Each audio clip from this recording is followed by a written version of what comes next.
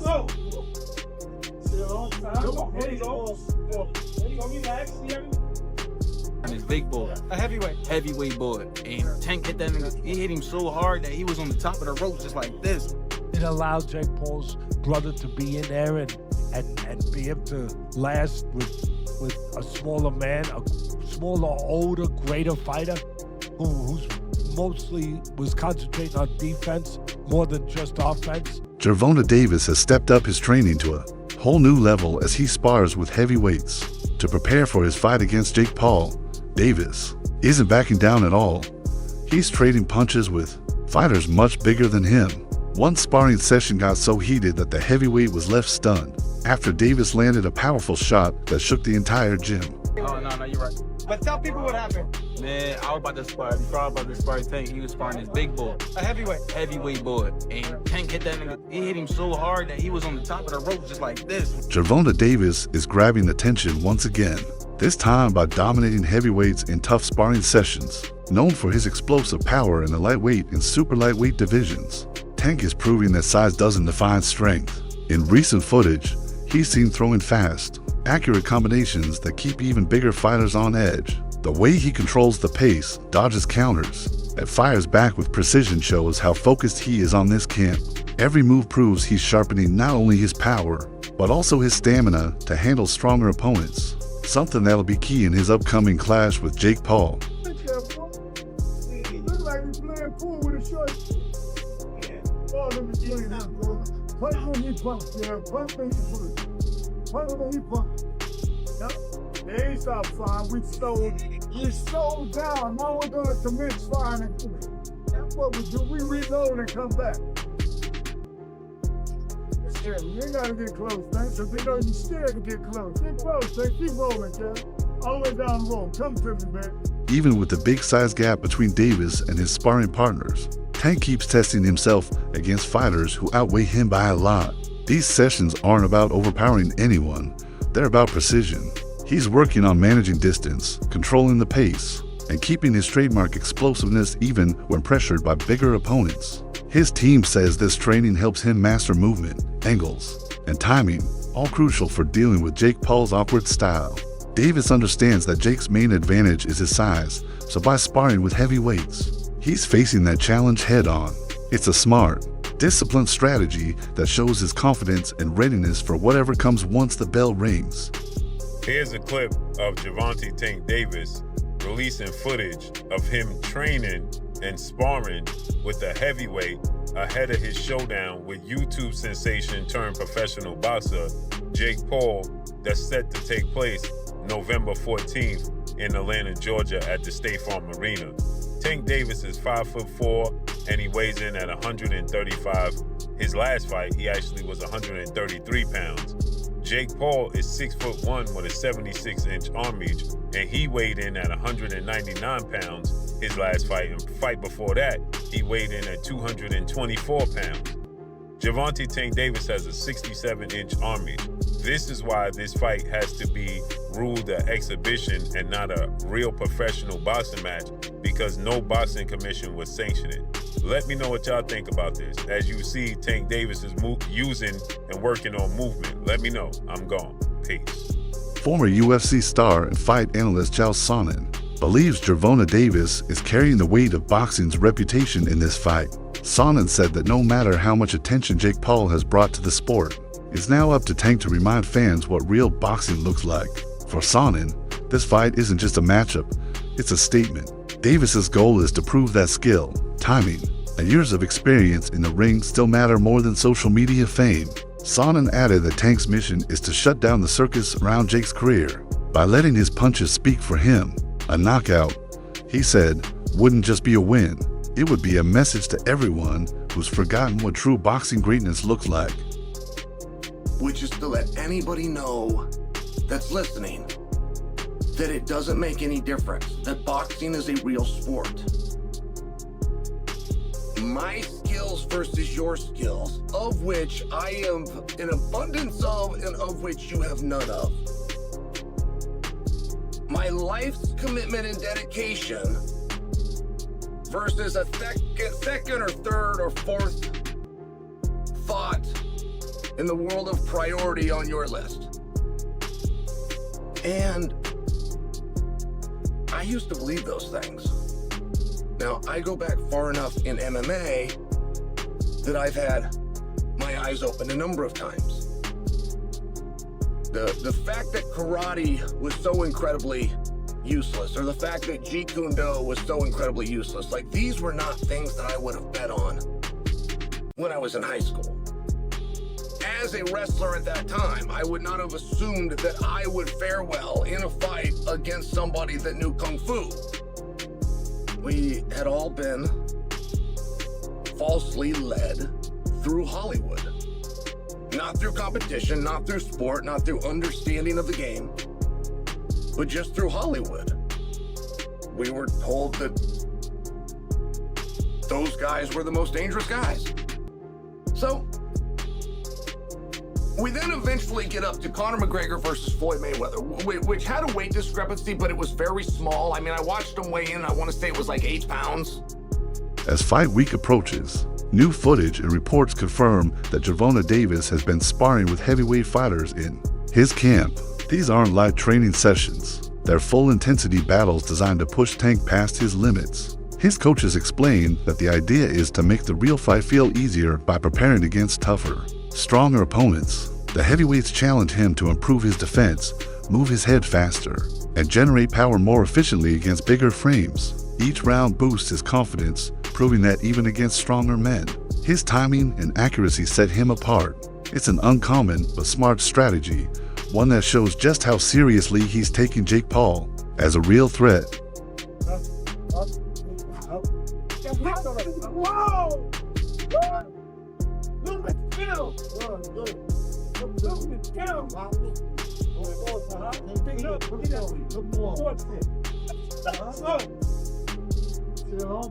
There you go. There you go. Relax. See everything up. See everything come.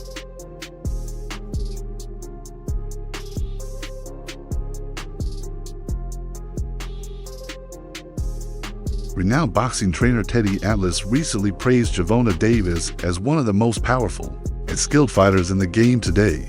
Atlas explained that while some fans think Jake Paul's size might give him an edge, that advantage disappears once the first bell rings. He believes Davis's experience against elite opponents gives him something Jake simply doesn't have.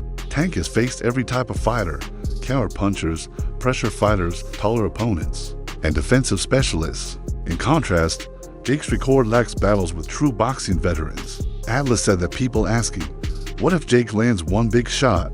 are missing the bigger picture. What truly sets Davis apart, he emphasized, is his ability to stay calm, adapt, and think under pressure, something entertainers turned boxers just can't fake. Do have one guy who, yeah, he's smaller, but he's a top fighter, he can punch, and he's fighting a guy who's not a top pro fighter, who's bigger.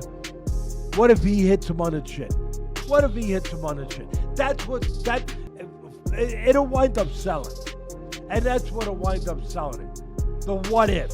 What if Tank makes him do a cha-cha? He hits him on the chin, and Jake Paul, we're gonna find out if he can dance. Whoa, whoa, whoa, whoa. You know, do the cha-cha. That's what's gonna sell it. And you can't argue that what if. You can't. I know I get to places that other people won't go and everything else, that just dismiss stuff because it's easier to do that, it's safer to do that. You don't have to bows and arrows coming at you from people that argue with you because you did that, but I don't care.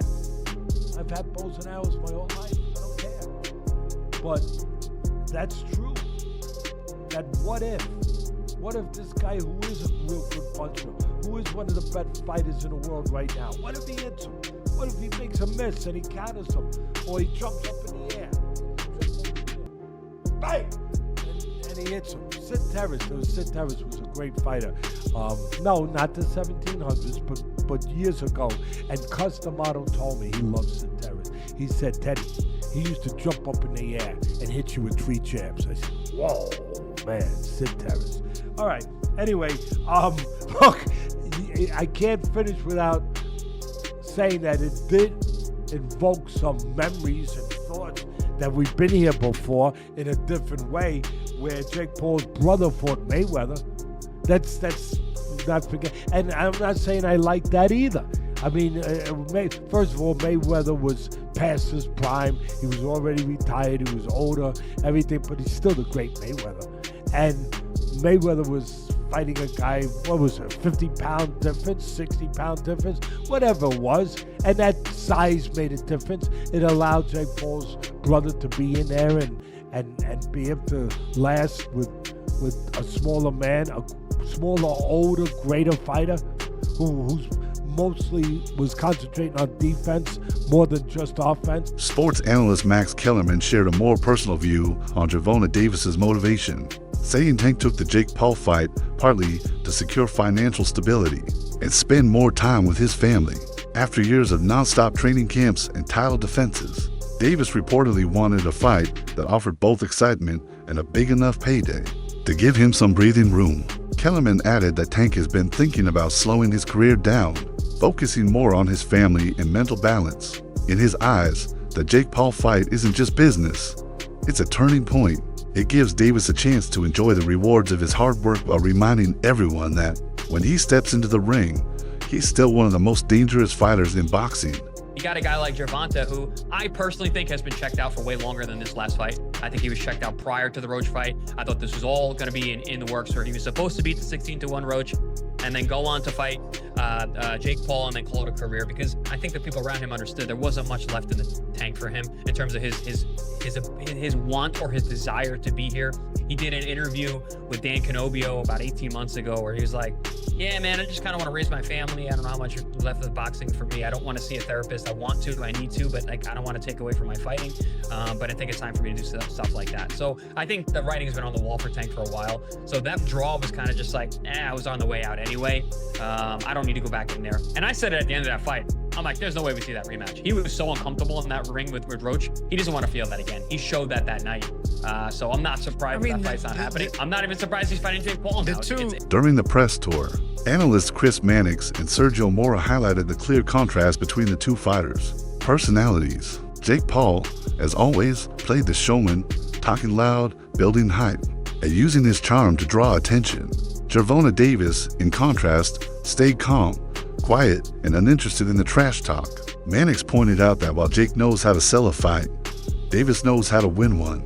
Mora added that Tank's silence isn't a weakness, it's proof of his focus. Both analysts agreed that once the lights dim and the talking stops, Davis's skill and power will say everything that words can't. And even though Jake Paul tried to egg him on and try to goad Gervonta Davis on, he's dealing with somebody that is not a quick-witted, thinker. He's not a quick-witted speaker. Tank Davis is explosive in the ring. He's fast and powerful in the ring. He's charismatic inside the ring when he's punching. But when you put a microphone in front of him, he's not articulate. He doesn't know how to quickly respond to people. He stutters a lot. He does more stuttering than talking. So Gervonta Davis in front of a microphone is not going to sell. So Tank Davis shouldn't be put in a podium like that. He should have speakers for him. He should have someone talking from him. He should have a mouthpiece. Tank Davis is not going to sell this fight. And Jake Paul knows it. That's the reason he kept throwing jabs at him. He tried to get Tank out of his shell.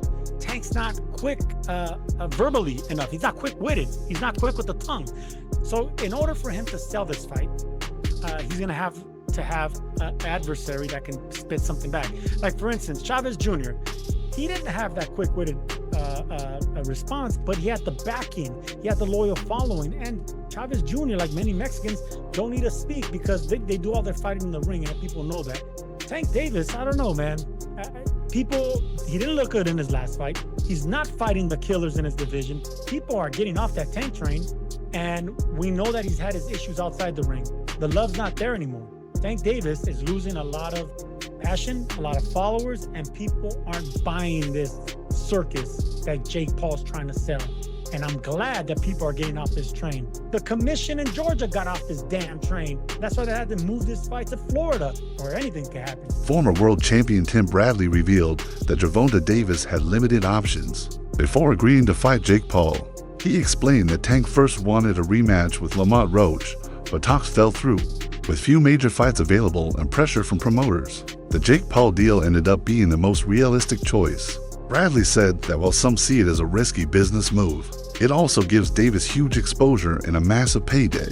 He pointed out that fans often overlook how many behind-the-scenes factors shape these decisions, from management to timing and broadcast politics. Still, Bradley believes that no matter how this fight came together, Davis will make the most of it and remind everyone why he's a true world-class boxer. You know, I do. I'm not making no excuses for Tank at all, but this is just my perspective, man. Tank had no other choice but to do this fight, man. He had no other choice. You know, he was in training for that Lamont Rose fight, and, you know, then the coverage got pulled off, you know, and then this fight came about. You know, this is an inside thing, man. I swear, man, I'm telling y'all, this is an inside thing. You know, this is something that Al, PBC wanted Canelo to do, you know, because this is how they eat. This is how they gonna eat. This is how they gonna recoup, you know. As you know, PBC, they got no legs to stand on, man. You know, money going out, not enough money coming in. They got to spend their own bread, you know, for everything, you know, for everything. So, you know, they need money coming in. And their guy, Canelo, left. He with Turkey now. They wanted Canelo to do this fight. And now Tank is obligated to do this fight, man. Again, to save PBC. I promise y'all, man. I'm telling you. You know, Tank was already signed up to fight Roach rematch. He was already signed up, you know. You could just tell, man. I can tell, you know. Yesterday, listening to the press conference, I saw, like, I don't know what it was. It was something with Jalen Love, and it's like a secret. I don't know what that is. It's a secret, though. After the press conference, some fans began to wonder if Gervonta Davis was truly locked in for the Jake Paul fight. They noticed his quiet attitude, distant look, and lack of reaction to Jake's trash talk. While some saw that as focus, others took it as a sign of disinterest. The obvious size difference between them also sparked debate about how fair or competitive the matchup really is. Many expected Tank to talk more, but instead, he stayed calm and almost detached, likely saving his energy for fight night. Those close to Davis insist his silence isn't apathy. It's part of his mental game. He's simply refusing to waste focus on theatrics that don't win fights. Jake Paul legitimately cooked Gervonta Davis in that press conference, and I really don't know how to feel about that. And to be honest with you, I still don't understand how boxing even allowed this to be made. Like, I don't. Like, dog, this is not an overstatement. Like, literally one of the core pillars holding up boxing is like this literal, like, fake superiority complex that they have over literally every other combat sport, despite literally being the least effective main combat sport there is. Brother, kickboxing, Muay Thai, Brazilian Jiu-Jitsu, wrestling, brother, I put judo over I put boxing. In terms of practicality of combat, oh yeah, 100%. Brother, if Jake Paul makes it competitive against Gervonta Davis, I'm looking at this like, brother. Oh, well, weight difference, brother. Gervonta Davis has been training his entire life. I'm sorry, bro. It's bad enough that the fact that if this was under any other combat sport, this would literally be like one of the most one-sided matchups of all time. And it wouldn't be in favor of Davis. No, dog, if you did this under an MMA rule set, oh my gosh, bro, Paul cooks Gervonta. It's not close at all. Like, round one finish level.